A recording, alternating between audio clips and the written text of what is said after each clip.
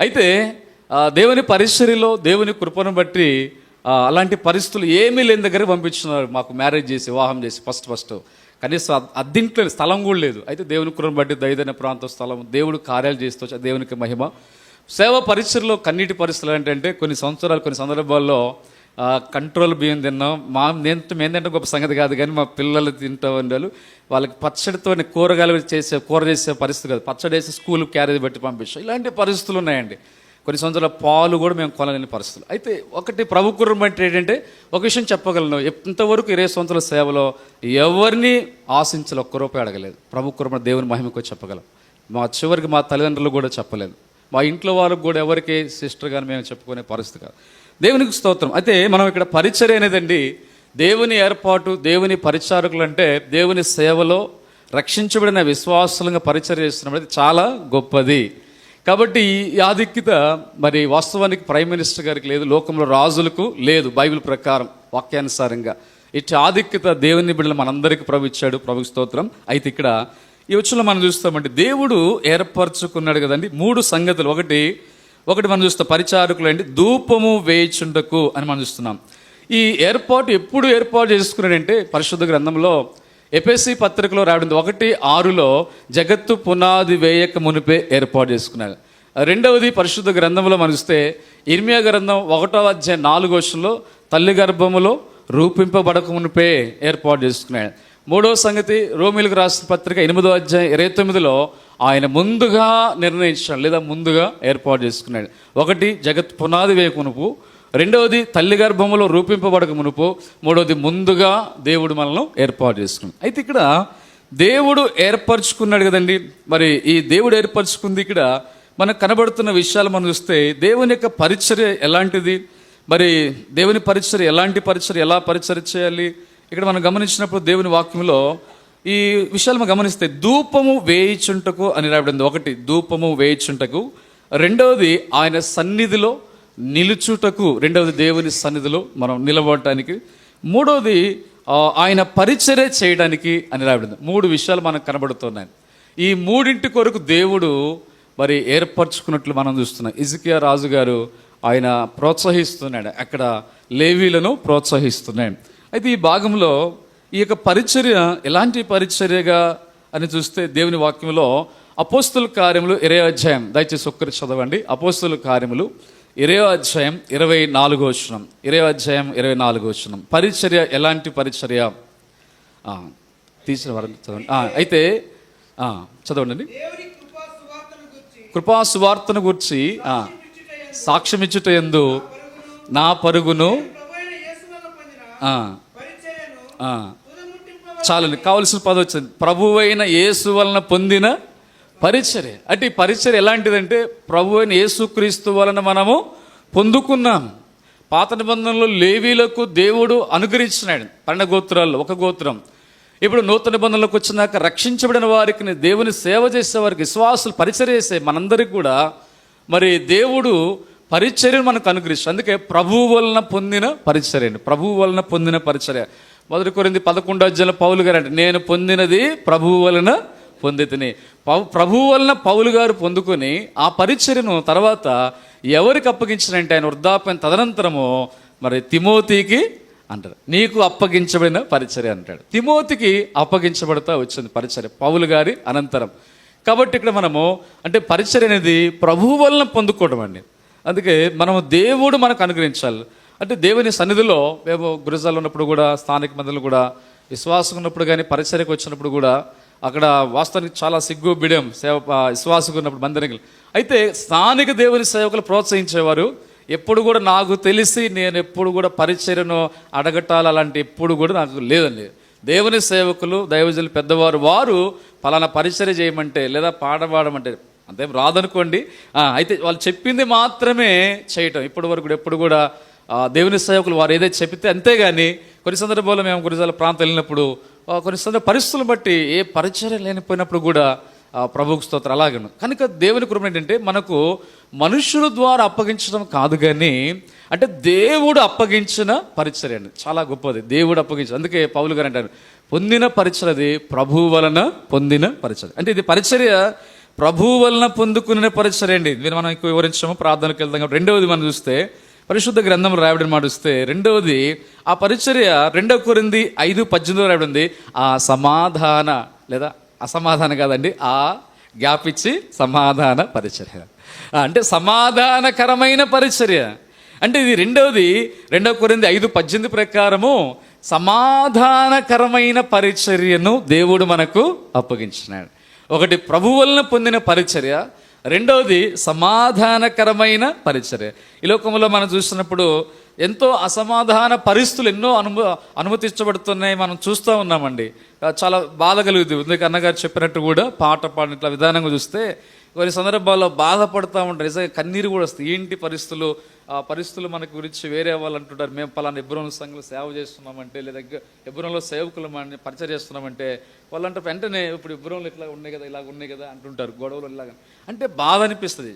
చూడండి, నిజంగా అంటే దైవికమైన సమాధానము లేకుండా పరిచర్య చేస్తే ఉదయకాలం కూడా విన్నట్టు మనం అట్టి పరిచర్యకు మహిమ ఉండదు. వాస్తవానికి మత్తయి సువార్త 5 ఏంటంటే ప్రభు బల్ల దగ్గర బల్ల పాలు పొందేటప్పుడే ఏం చేయాలంట, నీ తోటి సహోదరునితో ఏం చేయాలా, సమాధాన పడాలి. సమాధాన పడిన తర్వాత ప్రభు వల్ల పాలు పొందాలా. మనం అర్పించే అర్పణ కూడా ఉన్నాయి.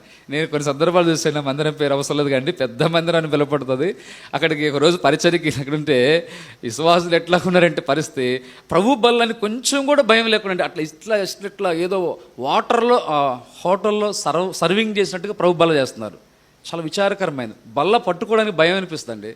ప్రభు బల్ల పాత్రలు పట్టుకోవడానికి సర్వింగ్ చేసేట అంటే ఇతరులకు అందించేటప్పుడు కూడా మనం ప్రార్థనాపూర్వకంగా మనం యోగ్యంగా ఉండాలి. బల్ల పాలు పొందాలంటే మనం ఆ బల్ల పాత్రలు పంచడానికి కూడా ఎంత భయంతో ఉండాలి. నేను చూస్తూ వచ్చాను, పెద్ద మందిరాన్ని పిలవబడుతూ ఆ పెద్ద మందిరంలోనే అసలు బల్లని గమనించినప్పుడు టిఫిన్ ప్లేట్లు బల్ల మనం ఏదో భోజన ప్లేట్లాగా ఇసిరిస్తే ఇట్లా తీసుకుని బడబడా పని చేస్తున్నారు, కానీ పట్టుకునేటప్పుడు ప్రభు బల్ల పట్టుకుంటున్నాను నేను అని భయం ఉండలేదు చాలామందికి. నేను తీసుకున్నా అంటే ప్రభు బల్ల పాలు పొందుతున్నానే భయం, నేను పంచుతున్నానంటే ప్రభు బల్లను పంచుతున్నానే భయము లేని పరిస్థితులు కూడా మనం చూస్తున్నాం.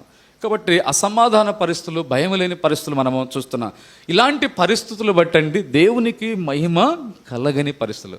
అయితే వాస్తవానికి మేము పరిశీలన కొన్ని అనుమతించాం. బైబిల్ గ్రంథంలో ఇస్సాకు గారు మనం చూస్తాం కదండి. అక్కడ నుండి గెరారు దేశంలో నుంచి ఆయన మరొక బావి, రెహబోత్ బావి, మరొక బావి, తర్వాత చివరికి బేర్షం, ఇలా బావుల అనుభవాల పరిస్థితులు వచ్చినాయి.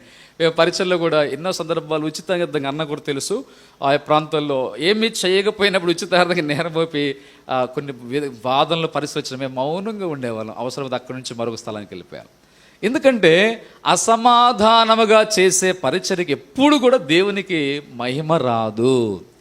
అసమాధానంగా ఉండేది అది. కనుక దైవికమైన దేవుడు సమాధానమునికి కర్త, అల్లరి కర్త కాడు.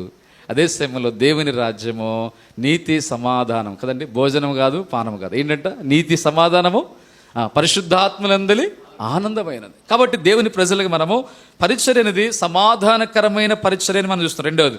మూడవదిగా చూస్తే పరిశుద్ధ గ్రంథంలో దేవుని వాక్యం నుండి మూడవదిగా లూకా సువార్త 22:27లో అక్కడ పరిచారకుల విషయం ప్రభు చెబుతూ లోకంలో ఒక చూసినప్పుడు ఎవరు గొప్పవారుగా పిలువబడతారంటే మనకు తెలుసు, లోకంలో గొప్పవారు వారు పీఠాల మీద కూర్చొని వాళ్ళు పేదవారు లేదా సర్వ్ చేసేవాళ్ళు వడ్డిస్తూ ఉంటారు, గొప్పవారు అనబడిన వారు కూర్చొని తింటూ ఉంటారు లోకంలో. అయితే యేసు ప్రభు అంటాడు, నేను మీ మధ్య పరిచారకుల వలె ఉన్నాను, తగ్గించుకున్నాను.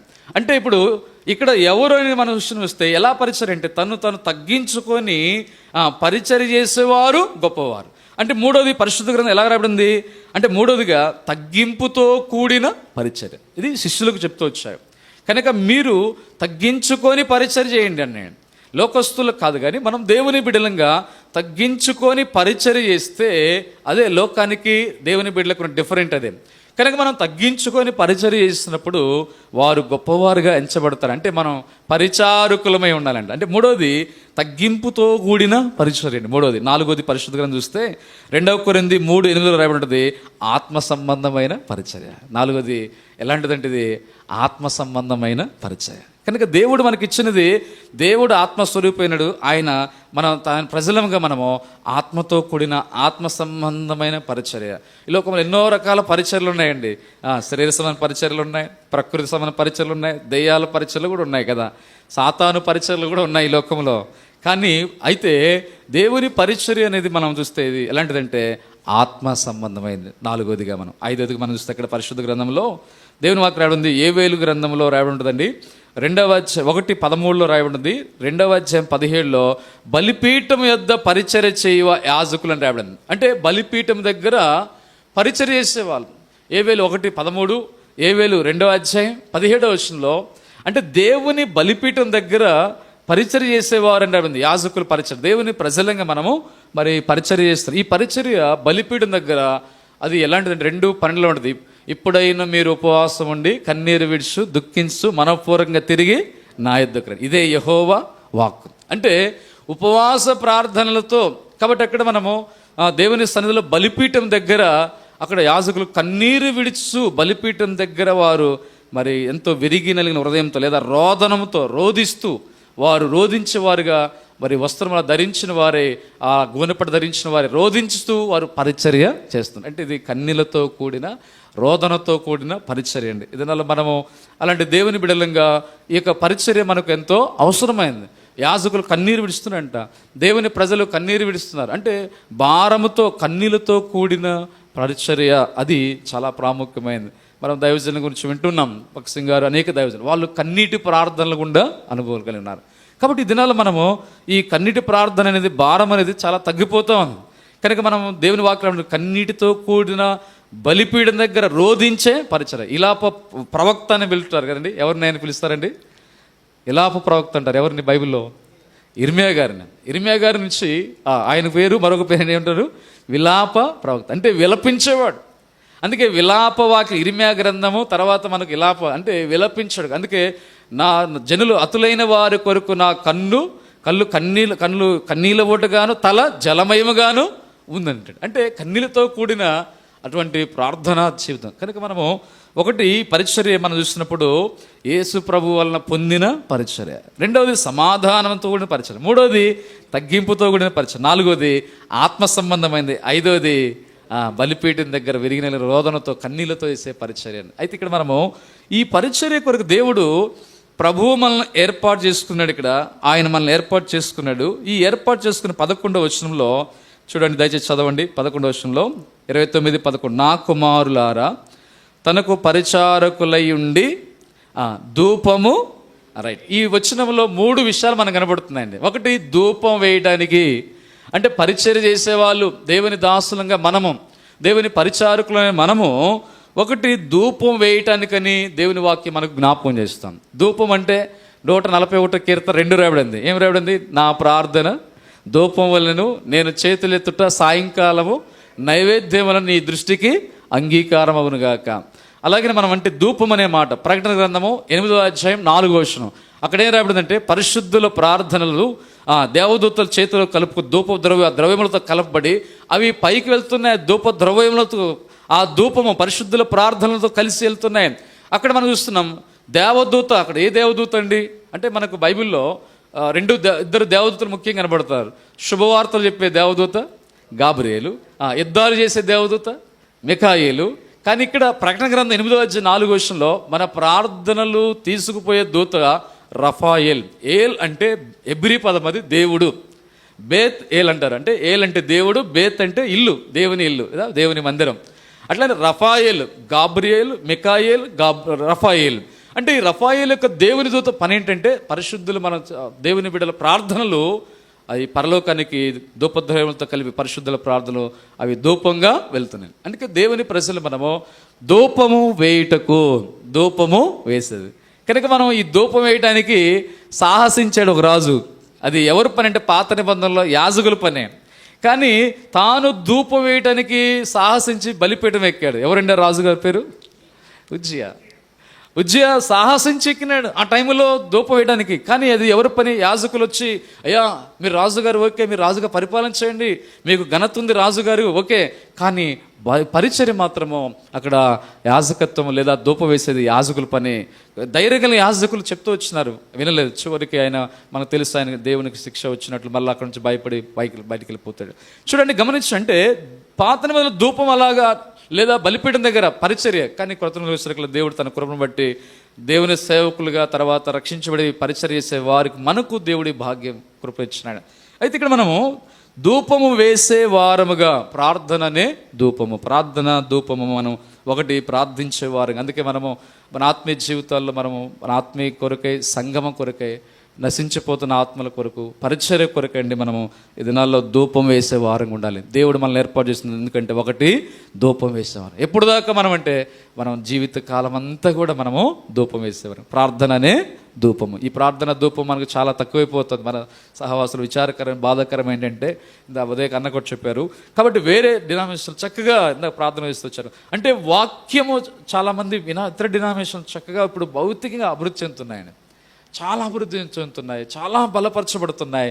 మన సంఘ సహవాసాల్లో ప్రార్థన తగ్గిపోయింది, ఇంకా వేరే ఎక్కువైనా. ఇవన్నీ ఇంకా అవసరం మీకు తెలుసండి అవన్నీ కూడా. కాబట్టి చూడండి, అసలైంది ఏంటంటే ప్రార్థన. బైబిల్ ఏమంటే ప్రార్థన వల్లనే కానీ ఇలాంటి వదిలిపోవడం దేని వలన? ప్రార్థన వల్లనే. ఒక్క పళ్ళు ఉంటుందండి, పళ్ళు అక్కడ పళ్ళు అంటే అర్థం ఏంటంటే దానివల్ల తప్ప మరొక దానికి కాదంటలు కాదు. ఉదాహరణకి యేసుప్రభు నేనే దేవుడు అంటే అర్థం ఏంటి? ఒక్క పళ్ళే ఒక పదం వస్తుంది, ఒక అర్థం వస్తుంది. ఆయన తప్ప మరొక దేవుడు లేడు. అట్లాగా. కాబట్టి గమనించండి, అసలైంది ఏంటంటే ప్రార్థన. ఈ ప్రార్థన అనేది చాలా కొరత అయిపోయింది. అందుకే దేవుడు ఆయన ప్రార్థన కొరకే మనం ధూపం వేయడానికి. ఒక దైవజనుడు అన్నాడు, సంఘాల్లో ప్రార్థన పరులు ఉంటారు, పరిచర్య చేసే వాళ్ళు ఉంటారు, సమర్పణ చేసే మంచివారు ఉంటారు, కొంతమంది వివాదాలు, గొడవలు, దేని కొరకు వారు నియమించబడతారంట. దాని కొరకు ఏం చేస్తారని చెప్పండి? ఎవరు పనికి ఆ పనికి నియమించబడతారంట. చూడండి, ఏ పని కొరకు ఆ పనికి. కానీ మనం సాతాను పనికి నియమించబడకూడదు, దేవుని పనికే మనము నియమించబడాలి. పరిశుద్ధమైన పనికే నియమించబడాలి, మంచి పని కొరకే నియమించబడాలి. కానీ దేవునికి అయిష్టమైన పని మనకు దేవుడు మనల్ని ఏర్పాటు చేసుకోలేదు. కాబట్టి ధూపం వేయడం రెండవ సంగతి. అక్కడ మనం చూస్తున్న 11వ వచనం, రెండవది దేని కొరకు ఏర్పరచుకున్నాడంట? తన సన్నిధిని నిలుచుటకు. కాబట్టి రెండోది దేవుని సన్నిధిలో నిలబడడానికి ఏర్పరచుకున్న దేవుడు ఆయన ఎప్పుడు ఏర్పాటు చేసుకుని మనం చూస్తున్నాం. ఆయన మరి ఎలాంటి పరిచర్య మనం చూస్తున్నాం. ఇక రెండవది ఆయన సన్నిధిలో నిలవడానికి మనల్ని ఏర్పాటు చేసుకున్నాడు. ఆది కాండంలో మనం చూస్తే 4వ అధ్యాయంలో అక్కడ రాబడిన మాట ఏంటంటే, అక్కడ కయ్యూను శపించబడిన వాడు ఏమని రాబడింది? అక్కడ దేవుని సన్నిధిలో నేను ఏమనంట? వెళ్ళగొట్టబడినా, నీ సన్నిధిలోంచి నన్ను ఏం చేసినా? వెలివేసిన. అంటే ఆది కాండము 4:14 కయ్యూను దేవుని సన్నిధిలో నుండి వెలివేయబడినాడు, లేదా వెళ్ళగొట్టబడుతూ వచ్చినాడు దేవుని సన్నిధిలో. అలాగే మనం చూస్తే బైబిల్లో తర్వాత మనం చూస్తే దేవుని వాక్యలు యోనా గ్రంథం రాస్తామంటే యోనా 1:3 ఏమిటంటే దేవుని సన్నిధిలో నిలవక కదండి, దేవుని సన్నిధిలో నిలవక. కాబట్టి యోనా గ్రంథం 1:3 దేవుని సన్నిధిలో నిలవక. ఆ తర్వాత అదే 1వ అధ్యాయం 10వ వచనం ఏముంటుందంటే, వారితో అంటాడు ఓడ నావికులతో, నేను దేవుని సన్నిధిలో ఏం చేస్తున్నట్ట? పారిపోతున్నాను. ఒకటి దేవుని సన్నిధిలో నుంచి కయ్యూని ఎల్లగొట్టబడినాడు, రెండవది దేవుని సన్నిధిలో నిలవని పరిస్థితి, మూడవది దేవుని సన్నిధిలో నుండి పారిపోతున్న స్థితి. ఆ తర్వాత మనం చూస్తే ఇలాంటి పరిస్థితులు ఉన్నప్పుడు కానీ ప్రభు ఏమంటాడంటే, దేవుడు మనకు ఆయన ప్రభు అబ్రహాముతో చెప్తాడు. ఏం చెప్తాడండి? 17వ వచనంలో, సర్వశక్తి గల దేవుడును నువ్వు నా సన్నిధిలో నిందారహితుడివై నడుచుకును. కాబట్టి నిందారహితుడివై నడుచుకున్నాము అన్నాడు. అబ్రహాముతో దేవుడు ఆ పదం చెప్పాడు. ఎందుకు నిందారహిత నడుచుకోని చెప్పినాడంటే, అంతకుముందు అధ్యాయంలో అబ్రహాము గారు చేసిన ఒక నింద కలిగిన పొరపాటు ఉంది. ఏంటో పొరపాటు అంటే, ఆ ఐగుప్తులోకి వెళ్ళిన తర్వాత ఆగరుకు రావడము ఆయన జీవితంలోకి వచ్చి పరిస్థితి వచ్చింది. అందుకే ఇప్పుడు 17వ అధ్యాయంలో కొంత సమయం అక్కడ మనం ఉంటుందండి. ఇక్కడ దేవుడు దర్శనం కూడా కొంతకాలం అబ్రహాముకు లేదు. దేవుడు 12వ అధ్యాయంలో దర్శనం వచ్చింది. తర్వాత కాలంలో మనం చూస్తే కొంత టైము దేవునితో ఉండే ఆ దేవుని వాక్కు రాలేదు అబ్రహాం గారు. ఎందుకంటే ఆహార విషయంలో తాను చేసిన నింద లేదా తన పొరపాటును బట్టి అబ్రహాము శారా మాట విని ఆహార విషయంలో అక్కడ దేవుడు చెప్పలేదు. ఎవరు చెప్పారు అక్కడ ఆహార విషయంలో? శారా చెప్పింది. శారా మాట విన్నాడు. అందువల్ల 17వ అధ్యాయంలోకి వచ్చేసరికల్లా అందుకే ప్రభు అంటాడు, నేను సర్వశక్తి గల దేవుడు. అంటే అర్థమైంది ఆల్మైటీ గాడ్. అంటే అర్థమేంటి? నాకు శక్తి లేదనుకుంటున్నావా? అంటే సంతానం ఇవ్వడానికి శక్తి లేదనుకుంటున్నావు. ఆమె ఉద్దేశం ఏంటంటే, ఇంకా సంతానం కష్టమయ్యా, నా దాసి అయిన ఆగరుతో ఇలా అలాగానే సంతానం వస్తుందని ఆమె ఆలోచన. అంటే ఇక్కడ మనం చూస్తే ప్రభు అంటాడు, నేను సర్వశక్తి గలవాడును. అంటే శక్తిమంతుడు దేవుడు. అందుకే దేవుని శక్తిని ఎరగాలి. 99వ ఏట అయినప్పుడు కూడా దేవుని శక్తి గొప్పదే. అది దేవుని సన్నిధిలో నిందారహితుడిగా నడవను. కనుక అక్కడ ఆ తర్వాత అబ్రహాము దేవుని సన్నిధిలో అలాగ నిందారహితుడిగా నడుస్తూ దేవుని శక్తిని పొందుకున్నాడు. అందుకే పరిశుద్ధంగా మనం చూస్తామండి, దేవుని సన్నిధి నిలిచే మాట మనం చూస్తే 1 రాజులు 17:1 ఏమన్నారండి అక్కడ? నేను ఎవని సన్నిధిని నిలవబడిన. ఏలియా గారు అన్నాడు 1 రాజులు 17:1. అలాగనే ఎలీషా గారు అంటాడు కదండి, 2వ రాజులు 3:14 కూడా ఎలీషా గారు కూడా అదే అన్నాడు, నేను ఎవరి సన్నిధిన నిలబడి. అంటే దేవుని సన్నిధిలో నిలబడి ఉన్నాడు. అలాగే అబ్రహాము గారు దేవుని సన్నిధిలో ఇంకా నిలబడి, ఆదికాండం 18వ అధ్యాయం ఇస్తే 17వ అధ్యాయం నిందారైతే నడవమని చెప్పాడు. 18వ అధ్యాయంలోకి వచ్చేసరికి ఏం చేసిన తెలుసు, అక్కడ సాయంకాలం వరకు కూడా దేవుని సన్నిధిలో నిలవబడి ఏం చేస్తున్నాడు అబ్రహాం గారు, ప్రార్థన చేస్తున్నాడు. దేని కొరకు ప్రార్థన చేస్తున్నంటే సొదొమ గొమొర్రా పరిస్థితి కొరకు, లోతు కుటుంబం కొరకు, వారి కోసం, ఆ పట్టణాల కోసం ప్రార్థన చేస్తున్నాడు. కనుక మనం ఇప్పుడు దేవుని సన్నిధిలో నిలుచుట అనేది జకర్యా గ్రంథం 3:7 రాయబడింది. ఏం రాయబడిందండి? నా సన్నిధి నిలుచు భాగ్యము నీకిత్తును, ప్రధాన యాజకుడు యెహోషువ. కాబట్టి చూడండి, యెహోషాపాతు అంటే దేవుడు దేవుని సన్నిధిలో నిలిచే ఆ భాగ్యాన్ని మనకి ఇస్తున్నాడు. కాబట్టి రెండోదిగా మనం దేవుని సన్నిధిలో నిలుచుట అనే మాట చూస్తాం. మూడోది ఇక్కడ చూస్తే ఆయనకు పరిచర్య మనము చేయుట. ఈ పరిచర్య అనే మాట మనం చూస్తున్నాం ఇందాకనే, కనుక అలాగా పరిచర్య మనం చూస్తున్నాం. అయితే ఇక్కడ చివరకు మాట చూసుకొని మనం ప్రార్థనకు వెళ్దామండి. 11వ వచనం చివరిలో రాయబడింది, తనకు పరిచర్య చేయటం. అది ఎలాగ పరిచర్య ఉందో మనం చూస్తూ వచ్చినాము. ప్రభు వలన పొందిన పరిచర్యని సమాధానకరమైందని, తగ్గింపుతో కూడినది, ఆత్మతో కూడినది, దేవుని బలిపీఠం దగ్గర మనము పశ్చాత్తాప రోదనతో కన్నీటితో కూడిన పరిచర్యని. అయితే ఇప్పుడు ఇక్కడ గమనిస్తే ఈ 11వ వచనంలో రాయబడింది, తనకు పరిచర్య చేయడం యెహోవా మిమ్మును ఏర్పరచుకొనెను గనుక మీరు అశ్రద్ధ చేయకూడదు. అశ్రద్ధ చేయకూడదు. కనుక ఈ అశ్రద్ధ చేయకూడని అంటే ఇక్కడ ఏ విషయం అశ్రద్ధ చేయకూడదు రాబడింది? అక్కడ మన 3 సంగతుల్లో ఒకటి, ధూపం వేయుట ఏం చేయకూడదు, అశ్రద్ధ చేయకూడదు. అందుకే బలిపీఠం మీద నిత్యం అగ్ని మండుచుండవాలని. కాబట్టి ఈ ధూపం అనగా మనం ఇలాగ అశ్రద్ధ చేయకూడదు. ప్రార్థన విషయంలో అశ్రద్ధ చేయకూడదు. మనము ప్రార్థించేవారు, అది అందుకే దైవజన్ అంటాడు, నాయకుడు మంట వణికి కంటే నాయకుడై ఉంటే ఆ ప్రజలు కూడా వారిలో అలాంటి తీవ్రత వస్తుంది. నాయకుడికే మంట లేకపోతే వారికి కూడా రాదంటాను. మనం ఉదయకాలం వాక్యాలు కూడా విన్నాం. కనుక మండుచు ప్రకాశించున్న దీపమైనాడు బాప్తిస్మిచ్చు యోహాన్. కనుక మనము ఆత్మీయంగా మండుతూ ఉంటే మన బిడ్డలు ఆత్మీయంగా వారు కూడా నేర్చుకోవడానికి అవకాశం. అలాగే దేవుని ప్రజలుగా మనం పరిచయం చేసే స్థలాల్లో వారు కూడా ఆత్మ మంట వస్తుంది. మనకు ఆత్మీయ మంట లేకపోతే మనము అలాగే ఆత్మీయ మంట కలిగిన వారిని మనం లేవనెత్తలేము, లేదా వాళ్ళని తయారు చేయలేము మనం.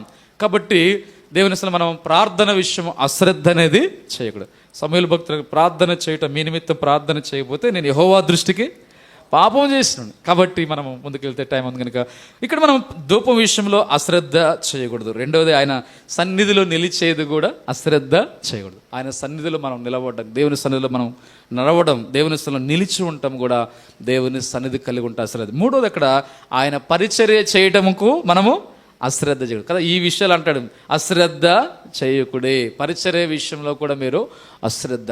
ఎప్పుడు ప్రస్తుత దినాలు మనం పరిచర్య విషయాలు కూడా మనం అశ్రద్ధ చేయకూడదు. మనం చూస్తున్నాం కదా, ఎన్నో భయంకర జీవోలు చట్టాలు వస్తున్నాయి. ఇప్పుడు సువార్త కూడా ఆటంకాలు వస్తున్నాయి. ఇంకందుకే పగలున్నంత వరకే మనం ఏం చేస్తామంట, పని చేస్తాం. పగలంటే వెలుగు అనగా ప్రభు యేసుక్రీస్తు వెలుగు, పరిశుద్ధాత్మ టైము, తర్వాత మన కృపాకాలం, దేవుడిచ్చిన సమయం. రాబో దినాలు అంధకార దినాలు రాబో, చీకటి కాలం రాబోతాం. కాబట్టి ఈ పగలున్న దినాల్లోనే మనము దేవుని ప్రజలకు ఏం చేయాలంటే మనం పరిచర్య చేస్తాం. కాబట్టి భారముతో మనం దుఃఖం ఇలాగ మనము దేవుని పరిచర్య మనం చేయవలసిన వారు. ఆ పరిచర్యను మనం అశ్రద్ధ చేస్తే ఆ పరిచర్య వల్ల, ఎందుకంటే దేవుడు ఒక నిమిషంలో భక్సింగా రాసిన దైవ మర్మాల బుక్ చదివినప్పుడు మనం అందరము దేవుని మీద ఆధారపడతాం. ఒక విషయంలో దేవుడు ఆయన ప్రజల మీద ఆధారపడతాడంట. ఏ విషయంలో అంటే ఆయన పరిచర్య విషయంలో. మనందరం ఆధారపడి దేవుని మీద ఆధారపడాలి మనం. అయితే దేవుడు కూడా మనుషుల మీద ఆధారపడతాడంట ఆయన పరిచర్య. ఉదాహరణకు ఎగ్జాంపుల్ మోషే గారి మీద నువ్వు వెళ్ళాలి, ఉదాహరణకు ఎగ్జాంపుల్ భక్సింగ్ గారి మీద. కాబట్టి దేవుడు అలాగ దైవమర్మలు రాయబడిన మాట. కాబట్టి దేవుడు మన మీద అంటే ఎందుకో తెలుసా, దేవుడు మన ద్వారా కొంత ఆత్మలు రక్షించాలి, మన ద్వారా పరిచర్య జరగాలి, అలాగా దేవుని కార్యాలు జరగాలని. కాబట్టి ఈ పరిచర్య విషయంలో మూడోది, పరిచర్య విషయంలో మనము అశ్రద్ధ చేయకుండా ఉండేది. చివరికి మనం చూస్తే 4వదిగా మనం చూస్తే అక్కడ నిర్గమాకాండము 19వ అధ్యాయం 5, నిర్గమాకాండము 19వ అధ్యాయం 5, దయచేసి ఆ మాట చదవండి. నిర్గమాకాండము 19వ అధ్యాయము 5వ వచనం. మనం అశ్రద్ధ చేయకూడదు. 4వది ఇక్కడ చదవండి. శ్రద్ధగా విని నడిచిన యెడల రైట్, స్వకీయ సాంపాద్యం, సొంతగా ఆయన జనాంగంగా స్వకీయ సాంపాద్యంగా. ఎప్పుడంట మీరు నా మాట మీరు శ్రద్ధగా విని చాలండి. ఇక్కడ మనము దేవుని మాటను మనము వినుటలో కూడా మనకి ఏం కలిగి ఉండాలంటండి, శ్రద్ధ కలిగి ఉండాలి. అంటే దేవుని మాట మనం ఏం చేయకూడదు, దానికి శ్రద్ధకు ఆపోజిట్ అశ్రద్ధ. అంటే దేవుని మాటలు మనము అశ్రద్ధ కూడా మనం చేయకూడదు. కనుక దేవుని మాటల విషయంలో అశ్రద్ధ చేయక ఆయన మాట విని ఆ మాట ప్రకారం మనం చేసినప్పుడు, కనుక మనం అశ్రద్ధగా ఉండక ఆ మాట విషయంలో ఇర్మియా గ్రంథంలో 48:10 ఉంటుంది. ఆ మాట వాస్తవం నాకు కూడా భయం అనిపిస్తుంది. ఏంటి ఆ మాట అంటే ఇర్మియా 48:10, యెహోవా కార్యములను అశ్రద్ధగా చేయువారు. అది చాలా భయం అనిపిస్తుంది నాకు. కాబట్టి చూడండి, కొన్ని సందర్భాల్లో మన శరీర బలహీనత రీత్యా, అనారోగ్య పరిస్థితులు, కొన్ని పరిస్థితులు బట్టి అశ్రద్ధ ఉంటుంది, లేదని చెప్పలేం. కానీ అయితే అశ్రద్ధ మనం అంటే దేవుని కార్యాల విషయంలో కూడా మనం అశ్రద్ధ చేయకూడదని దేవుని వాక్యం సెలవిస్తాం. కాబట్టి ఇక్కడ మనం ఒకటి, ధూపం వేసే విషయంలో శ్రద్ధ కలిగి ఉండాలి, అశ్రద్ధ చేయకూడదు. రెండవది, ఆయన సన్నిధిలో నిలిచే విషయంలో శ్రద్ధ. మూడవది, పరిచర్య చేసే విషయంలో. నాలుగవది, ఆయన మాట వినుటిలో.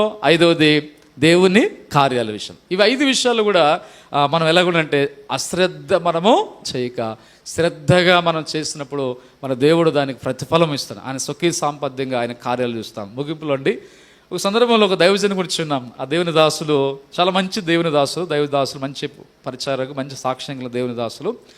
ఆయన వృద్ధాప్యం వచ్చేసిందండి. వృద్ధాప్యం వచ్చేసింది ఆ ముసలితనం వృద్ధాప్యంలో. ఆ వృద్ధాప్యంలో ఆయన అనుకున్నాడంట, ఇంక ప్రభా ఇంతకాలం సేవ పరిచర్య చేశారు, మంచి పరిచర్య చేశాడు, మంచి సాక్షారంగా. బైబిల్లో సమూయేలు మంచి పరిచర్య చేశాడు, టెస్టమని ఉంటుంది మొదటి సమూయేలు 12వ అధ్యాయంలో.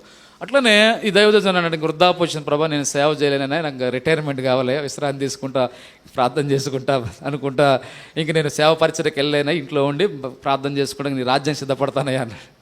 సరే, ఒక రోజున ఈ దైవదాసుకి ఒక అర్జెంటు పని ఏర్పడింది. ఒక ప్రాంతానికి వెళ్ళాలి. తనకు తెలిసిన మంచి ఒక విశ్వాసి ఉన్నాడు, తన సంఘం తెలిసిన విశ్వాసి.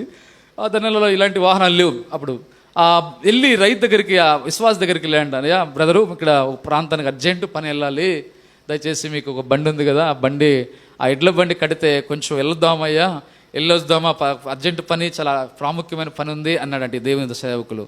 అప్పుడు ఆ విశ్వాసి, ఆయన మంచి ఆయన అంటారు, అన్న అవసరం మంచిదైనా, అయితే ఎద్దు చాలా వ్యాధితో ఉందన్న, ఇది ముసలిది, చాలా ముసలితనంతో ఉంది, వ్యాధితో ఉందన్న, అది కష్టమన్నా, అది కష్టమన్నా. లేదా అర్జెంటు పని అంటే, అన్న ఇది పరిస్థితి బాగలేదన్న అంటే, లేదా అర్జెంటు పని చూద్దామంటే, సరే మాట తీసేలేక, దేవుని సేవకుని మాట తీసేలేక అంటే అన్నట్లాగే, సరే ఆయనకు ఒక అలవాటు ఏంటంటే, ఈ ఎడ్ల కాడిని పైకి లేపగానే ఆ ఎడ్లు వచ్చి ఆ కాడి కిందకి వస్తాయి.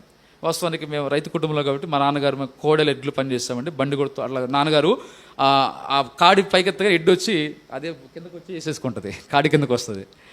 దానికి కొన్నిట్లు లాగాల్సి వస్తుంది, కొన్ని ఎడ్లు మాత్రం అట్లా కాదు, కాడు మన అది కానీ లేదా బండి కాడు కానీ ఇట్లా పైకి లేకపోతే అదే వచ్చేసి తలకాయ దించి ఎత్తుకుంటుంది అట్లాగా. అయితే నేను చూస్తాను, వీటికి అట్లా అలవాటు చేశాడు. అన్న అది రాగలిగి ఓపికండి ఆ కాడి కిందకు వస్తే, సరే అన్న మీ మాట ప్రకారం చేద్దాం, అది కూడా ఎంత దూరం తెసిపోతే అంతవరకే, నన్ను అక్కడ దాకా తర్వాత పోలేని పరిస్థితి, నేనేం చేయాలంటే సరే అట్లనే కానీ అన్నాడంట. ఈయన ఆ వ్యాధితో ముసలితనం ఎద్దుని కాడి ఎత్తగానే ఆ ఎద్దు ఎప్పట్లో ఆయన వ్యాధితో ఉండి కూడా కిందకు వచ్చి కాడి కిందకు వచ్చేసి కాడి కిందకి కాడిని వేసుకుంది. ఈ కాడిని వేసుకొని చాలా దూరం వెళ్ళిపోయి అక్కడ అకస్మాత్తుగా పడిపోయి మరణించింది ఆ ఎద్దు. అకస్మాత్తుగా అది కింద పడిపోయి మరణించింది, చనిపోయింది ఆ ఎద్దు. అప్పుడు ఆ విషయంలో ఒక పాఠం దేవుడు ఆ దైవదాసుని నేర్పాడు. ఏంటి ఆ పాఠం అంటే, ఇది వృద్ధాప్యంలో వ్యాధిలో కూడా కాడి కిందకు వచ్చేసింది, బాగలేకపోయినా కాడి కింద వచ్చింది, తన పని నెరవేర్చి ఎప్పుడు దాకంటే చచ్చిపోయేంత వరకు కూడా ఏం చేసిందండి, నమ్మకంగా యజమానికి చేసింది, పని చేసింది. అప్పుడు దేవుడు బయలుపరిచినప్పుడు ఆయన తిరిగి దేవుని కొరకు ఇంకా చనిపోయేంత వరకు కూడా ఆ పరిచర్య కొనసాగించాలి. అలాగే తీర్మానంతో దేవుని పరిచర్య చేస్తూ వచ్చారు. కాబట్టి దేవుని బిడలంగా అలాగ మనము హిజ్కియా రాజు అంటున్నాడు, దేవుని పరిశుద్ధాత్మ కనుక అశ్రద్ధ చేయక మనం ఇలాంటి విషయంలో శ్రద్ధ కలిగి చేసినప్పుడు మన పరలోకపు దేవుడు మనకు మంచి ప్రతిఫలము అనుగ్రహించు. అలాగ ప్రభు సహాయం చేయనుగాక.